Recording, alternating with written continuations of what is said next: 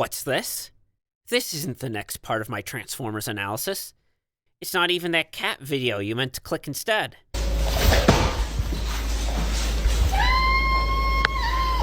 Nope. Today we're going to do a one-off video on what makes the Battle of Yavin amazing. The centerpiece of A New Hope.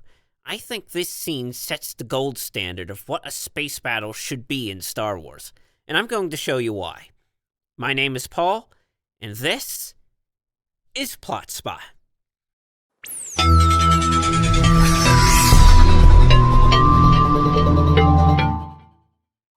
Ah, Star Wars. As soon as I first saw anything related to it, which would have been tie-in merchandise for The Phantom Menace, I was enraptured.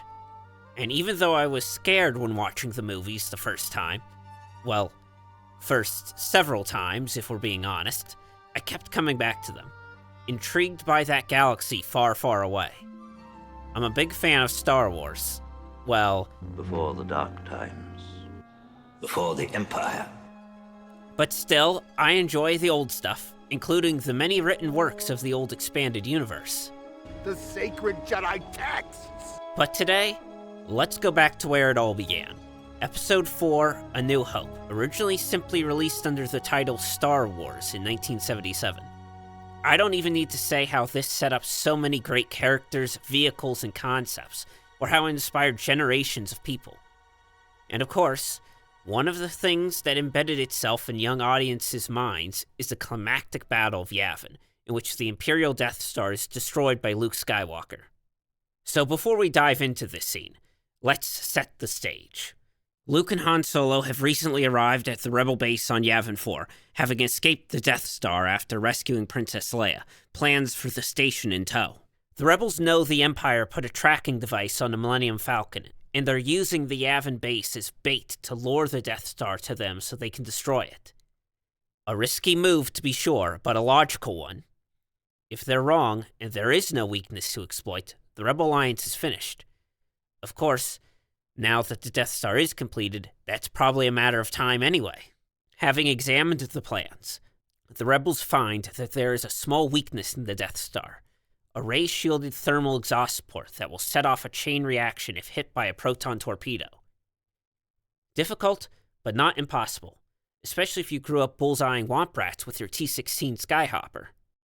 Han decides not to stick around and instead leaves just before the battle. Luke, however, along with R2-D2, Biggs Darklighter, Wedge Antilles, and several others, a total of about 30 fighters, launch into space to take on the Death Star once it arrives into the system. Let's talk about the revolutionary design of the world in this movie. Before Star Wars, science fiction tended to look the same, a sterile, pristine future with clean sets. But George Lucas wanted to do something different. He wanted to create what is called a lived-in future. Think about our technology that would have been advanced in the 1970s. Smartphones, laptops, driverless cars. These are things that have become more common, and they are not hard to find in various levels of disrepair and damage. Because when things become mundane, they adopt the characteristics of everyday items, level of use and all. So while some things are pristine and shiny, others are worn down and old. So Lucas beat up his R2 prop, added dirt and damage to the Millennium Falcon, and gave wear and tear to a large number of items in the movie. All of this creates a more believable world, a world where people actually live. Stand by alert. Death Star approaching. Estimated time to firing range, 15 minutes. So we're on the clock. Our boys got 15 minutes to destroy this technological terror before the Rebel Alliance is crushed with one swift stroke. After all the wings are poured in and they pass through the magnetic field of the Death Star, things kick off. Look at the size of that thing. Cut the shot on Red 2. Accelerate to attack speed. Red Leader, real name Garvin Dreas, says Red Squadron is going to cut across the center axis to draw the fire of the Death Star's guns, while Gold Squadron and their Y-Wings prepare for their attack run on the exhaust port, which is at the end of a long trench. There is a clear strategy here. The more maneuverable X-Wings will be the distraction and destroy as many guns and soft spots as possible while the bombers destroy the Death Star. At least in theory. So let's pause here and address a potential problem with this scene. Why does the Death Star not have a larger defensive force, including capital ships and corvettes? Now, the Death Star is outfitted with thousands of turbo lasers and laser cannons, which are well suited to taking out larger ships. Sure, if they hit a fighter, the fighter is toast, but as we learn later, the fighters do a pretty good job of evading the guns, forcing the Empire to deploy its own fighters to counter the rebels. Could a fleet have helped turn the tide in the Imperials' favor? Sure, but here's what we need to consider. Resources are not infinite. Not even the pockets of the Empire are that deep. They can only have so many ships, which means they can only be deployed to so many locations. The view we get of the Death Star in this film is a bit unfair, since we only see it fighting against something it's weak against. It's like watching a Rhydon kick a Charizard's ass and concluding that Charizard is a terrible Pokemon. If we saw a bunch of Corellian corvettes and Nebulon B frigates go toe-to-toe with the Death Star, this would have ended a lot differently. So, that's the first thing. The Death Star is not as defenseless as it seems, and it's not like they know about the weakness. As far as they know, there is no loophole in their defenses. So, even if they can't destroy a wing of starfighters as quickly as they would have liked, what are they going to do? Take out a few guns? Put some carbon scoring on the hull? Hardly anything that would risk destroying the battle station. And the last point, what does the Death Star have to defend against? The Empire has no major enemies. Despite the similarities to Nazi Germany, the two did not have a comparable military. A few other countries had militaries at a similar power level to Germany, but nothing came close to the Galactic Empire. The closest would be the rebels, but I don't think they had much of a fleet to speak of at this time. Otherwise, they would have probably been deployed here as well. We don't hear mention of a rebel fleet until The Empire Strikes Back, 3 years after this film, a fleet that probably formed in large part due to the military victory achieved here.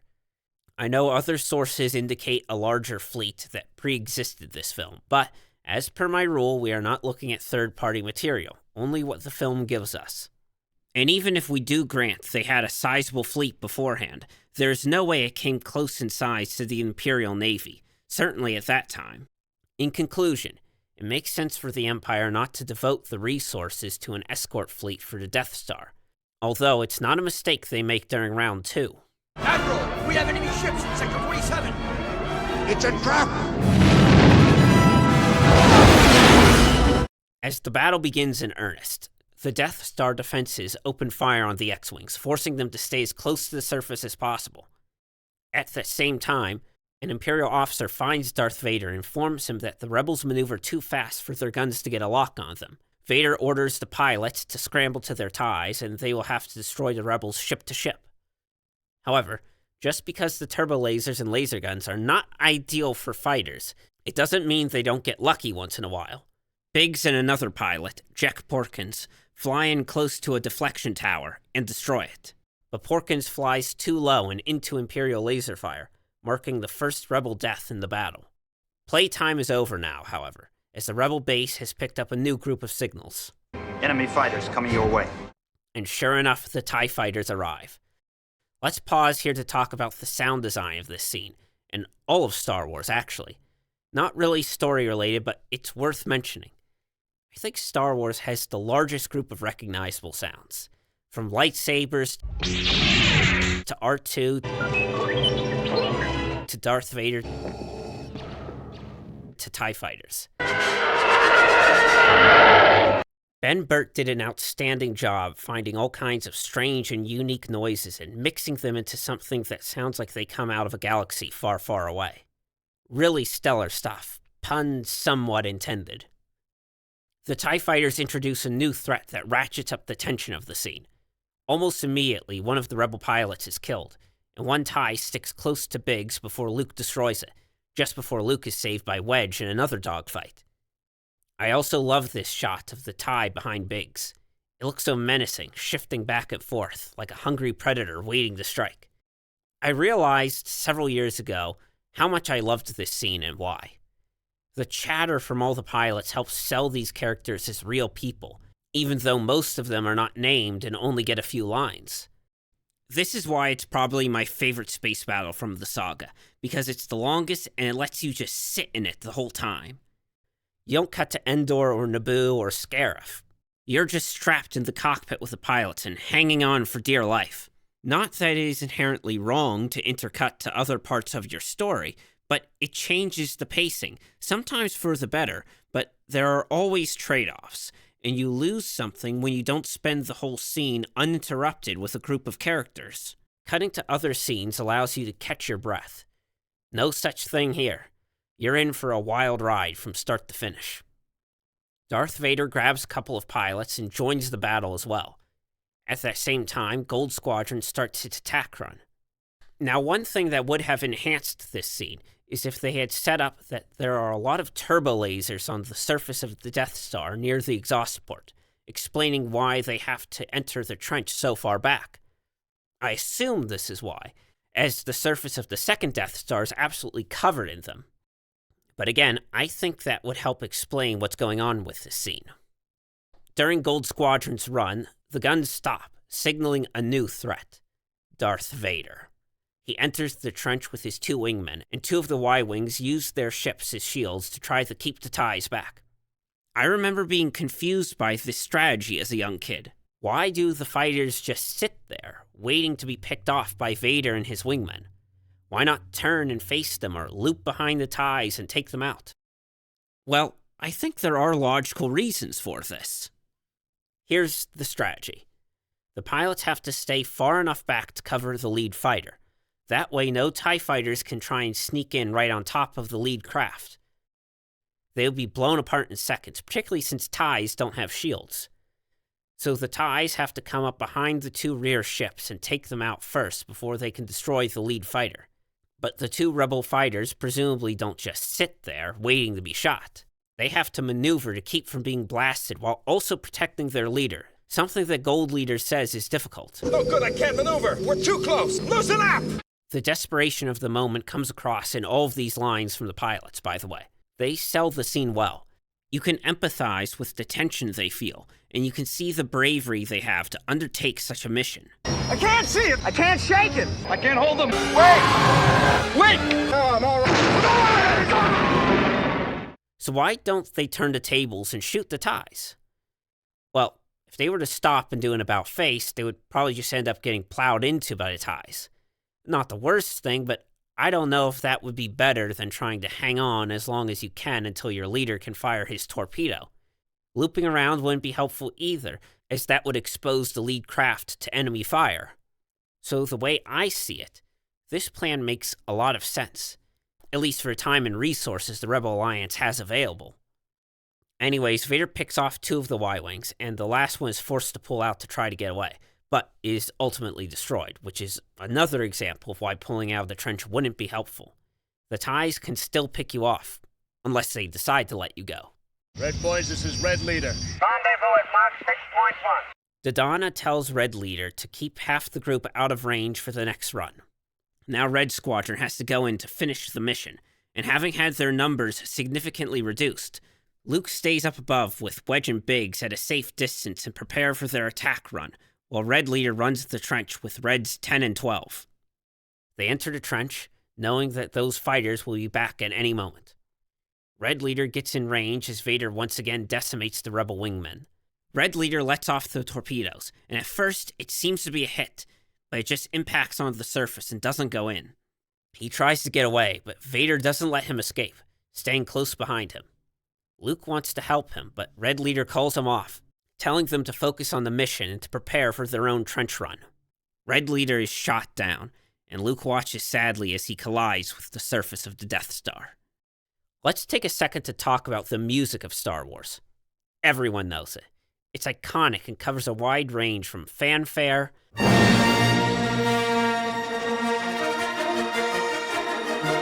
to menacing themes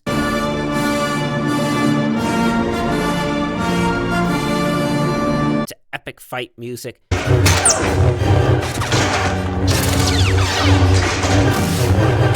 to a triumphant score.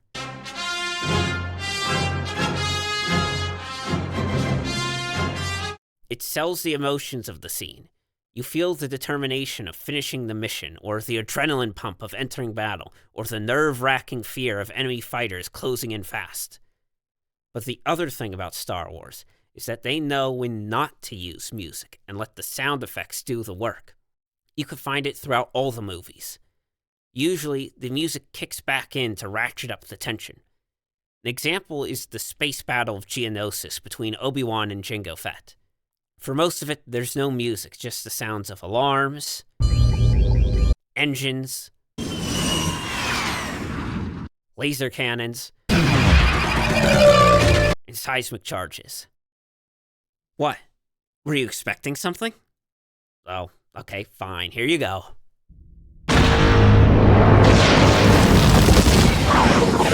The music doesn't kick in until Jango deploys his homing missile towards the end of the scene, signifying that the stakes have just gone up. It's no different in this scene. It starts off with an amazing swell as the battle kicks off, but it dies down as Gold Squadron starts their attack run. Red Leader, this is Gold Leader. We're starting our attack run. We get to just soak in the sounds of space as the rebels do battle with the Empire until Red Leader is shot down, and the music picks up again.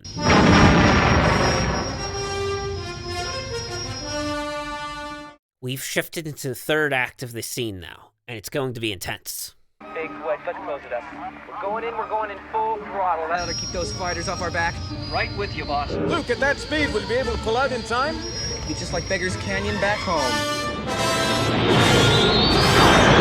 Luke has a new plan. Go full speed to try to outrun the guns, and most importantly, the TIEs. It will be risky, but they have few options if they want to have any chance of succeeding. Our three heroes enter the trench, ready for their own try at destroying the Death Star. Biggs and Wedge stay back to provide cover for Luke, and once again, the guns stop firing, signaling the arrival of Lord Vader. These two reactions from Luke's wingmen say it all.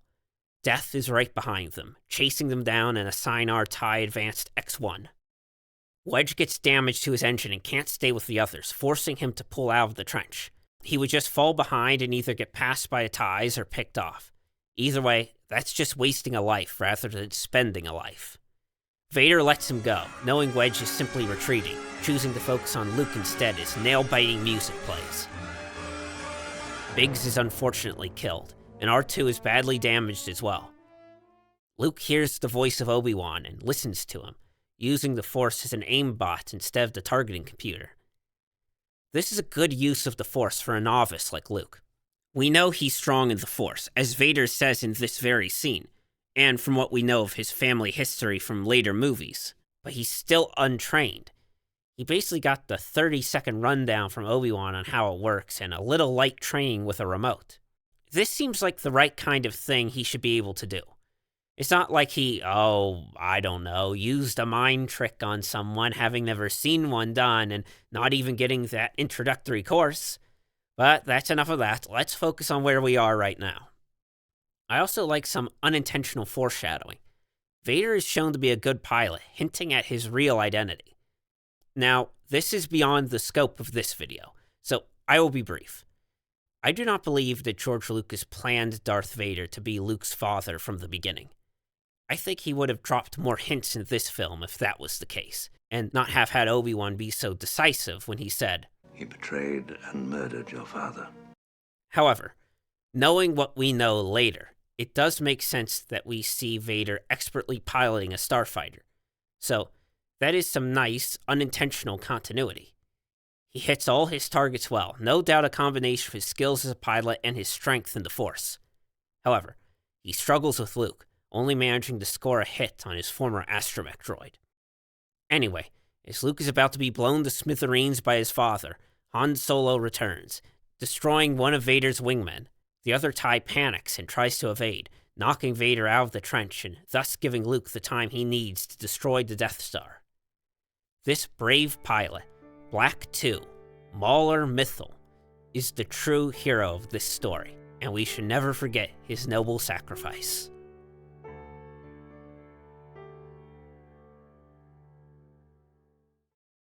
Luke then launches his torpedoes and destroys the Death Star, saving the Rebel base and bringing a new hope to the galaxy.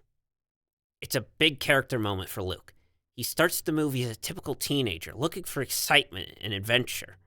One who really doesn't know what he's asking for. But he realizes he has a destiny to fulfill and jumps into helping the rebellion. He is confident in his abilities and proves that he is a great asset to the Alliance, and even the makings of a great leader, as we see him step into Red Leader's shoes after his death.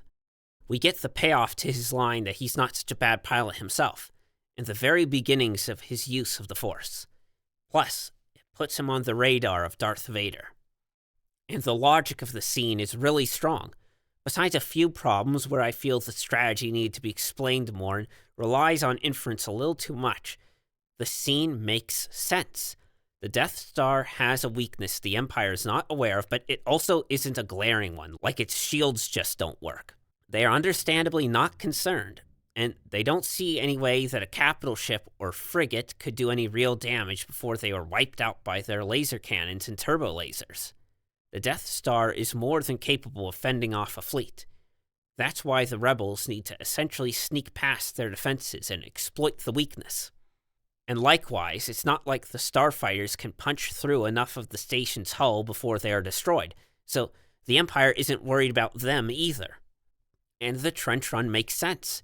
The rebels have to fly down at high speed and shoot a torpedo into the exhaust port. They keep two fighters back to act as literal shields from the TIE fighters to buy their lead craft time to make its shot. And then Luke pulls it off with a subtle use of the Force and a little help from a certain Corellian smuggler. You don't have any wonky shields don't work in atmosphere, or they don't know what way is up here just to make the scene work. This is a Star Wars space battle at its peak, and it saddens me that we may never get a scene like it again. But at least we have it. And maybe it can inspire future writers to make something just as spectacular. Star Wars did something different than other movies of the time. Movies of the 70s tended to be grittier, darker affairs. Not to say there aren't good movies from then, but the decade in cinema was not very optimistic. Star Wars was different. Not only was it a callback to the serial science fiction stories George Lucas grew up with, it was a return to clear heroes and villains, telling audiences that there is a right and wrong side to be on, and that there is a call to adventure to answer. It spoke to something people needed to hear back then, after years of living in a world with not a lot of hope. I don't think it's exaggerating to say that Star Wars helped readjust the trajectory of the country, and by extension, the world. It helped create a new zeitgeist, and that's why we're still talking about it years later, and why a movie coming up on half a century still inspires people to this day. Anyways, that's all I got for today. If this is your first time here, check out my videos as I break down the first Transformers movie. It's a bit more on the negative side, but there are positives to be praised, for sure. But above all, thanks for sharing your time with me as I talked about what I enjoy. Now, go out and find more stories. Then I'll meet you back here where we'll examine another one. My name is Paul, and this has been Plot Spot. Mom is hard, they do. I can't